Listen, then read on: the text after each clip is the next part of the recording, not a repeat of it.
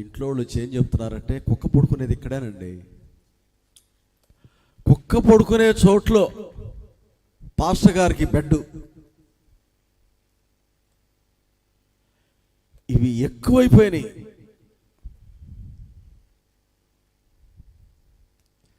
విపరీతమైన ధోరణిలోనికి వెళ్ళిపోయింది సమాజం. ఒంగోలులో ఒక కుటుంబం ఒక బ్రదర్ని, నన్ను కాదు నాలాంటి ఒక బ్రదర్ గారిని వాళ్ళు భోజనానికి పిలిచారు. అన్నం పెట్టారు. పాపం ఈయన తింటున్నాడు. ఆయన కూడా ప్రతిష్ఠ సేవకుడే, భోంచేస్తున్నాడు. ఆ చికెన్ కర్రీలో కారం ఎక్కువైంది, మంటగా ఉంది. ఆమెను అడిగాడంట ఆ సిస్టర్ని, సిస్టర్ ఏంటి ఇందులో ఇంత కారం వేశారు అని. అంటే ఆమె ఏం చెప్పిందంటే, మా కుక్క కారం లేకపోతే తినదండి అని చెప్తుంది. కుక్క చికెన్ కర్రీలో కారం లేకపోతే తినదంట.